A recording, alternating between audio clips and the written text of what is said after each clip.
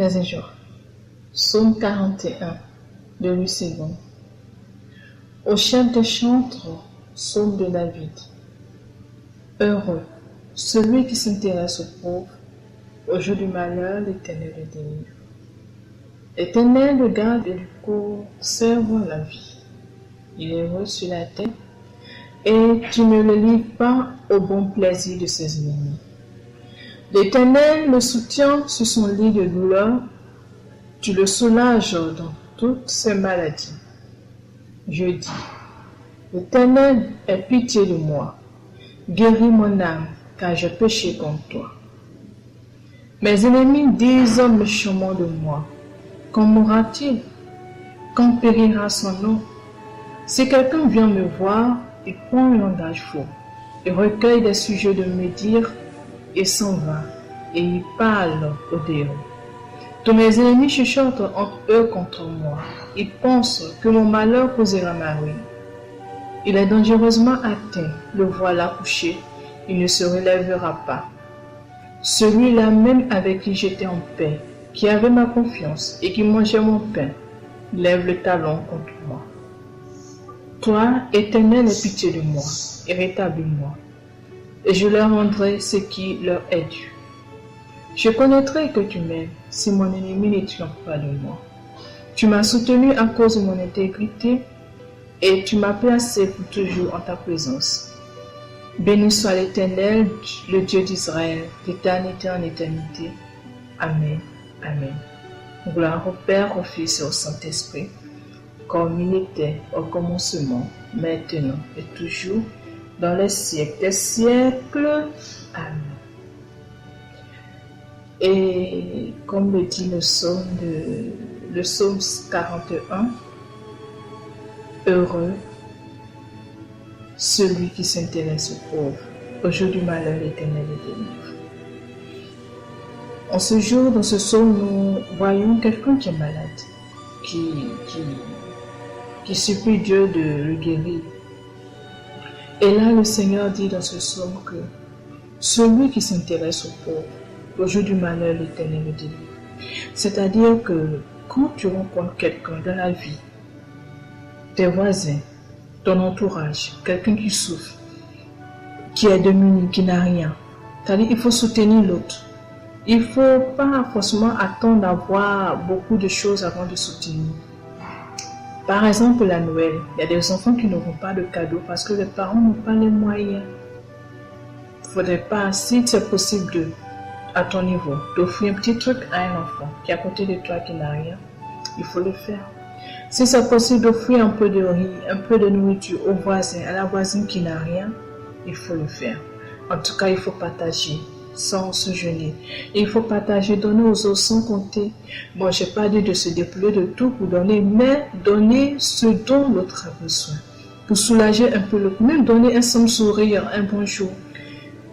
Regarder l'autre avec compassion, avec amour, déjà, c'est déjà bon. Donc le Seigneur nous dit aussi que quand on fait ces actes, comme on le dit aussi dans la vie courante, quand on fait du bien, ça ne se paie jamais. On reçoit toujours en retour. Et c'est la compréhension de ce psaume-là pour moi. Qu'il faille toujours partager, il faille toujours penser aux autres. Je m'adresse particulièrement aux personnes qui sont malades, qui vivent des situations difficiles, qui te disent, bon, j'ai pas à manger, j'ai rien, je suis malade, je me soigne comment? C'est vrai, tu n'as rien, tu es malade. Mais quand tu peux aider, tu aides. Pas forcément par temps balayer chez l'autre ou bien se devant ses amis. Non, mais par exemple, on donne un sourire, le sourire déjà guérit beaucoup. On donne un sourire à l'autre. On ne tombe pas fâché parce qu'il y a des personnes, quand ils sont malades, qui n'ont pas les moyens. Ils sont tristes là, la mine est serrée. Tu ne peux pas leur adresser la parole parce que la mine est vraiment serrée. Mais quand tu mets un peu de sourire sur ce visage-là, tu te rends compte que on voit la lumière de Dieu apparaître sur ton visage. Et ce sourire que tu affiches donne le courage à l'autre de pouvoir te bénir, de pouvoir t'aider.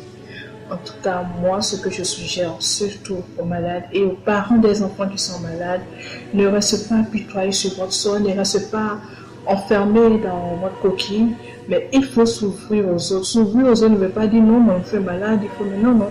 Si on peut aider l'autre, comme je l'ai dit, il faut aider. Si on peut lui apporter un sourire, si on peut lui dire bonjour avec un cœur paisible, il faut le faire. Ne pas attendre à forcément avoir tout avant d'aider l'autre. C'est pas nécessaire forcément d'avoir beaucoup de choses avant d'aider. Même si on a une seule chemise, on peut toujours aider l'autre.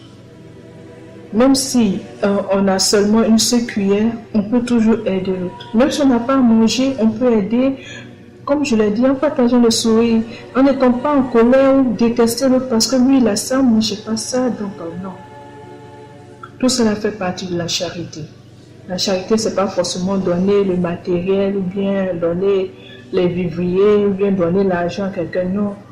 La charité, d'abord, ça commence à l'intérieur. Il faut s'aimer soi, aimer les autres avec ce qu'ils ont, avec ce qu'ils sont, sans rechigner, sans les envier, sans se moquer de l'autre.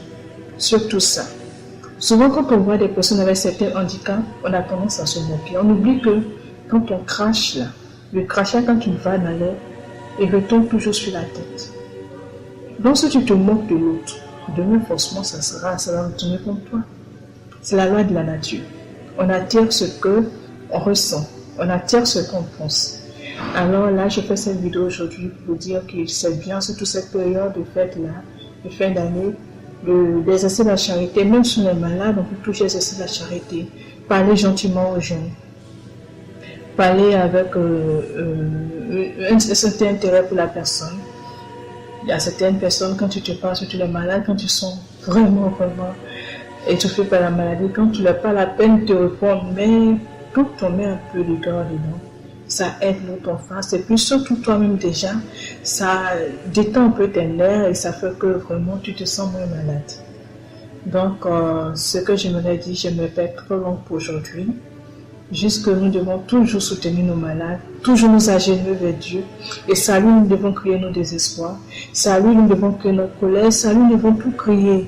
Mais ce n'est pas celui qui est en face de nous. Même si celui-là nous a blessés, on met tout sur le compte de Dieu. Et puis on marche maintenant avec. Dieu saura nous défendre toujours, saura nous donner la guérison. Comme il a dit, quand on fait du bien, lui, Dieu, il n'oublie jamais. Il n'oublie jamais. Comme sa parole le dit dans le psaume 41, de heureux celui qui s'intéresse aux pauvres au jour du malheur, l'Éternel le délivre. Franchement, le Seigneur va te délivrer de la situation que tu vis si tu fais ce que lui il te demande.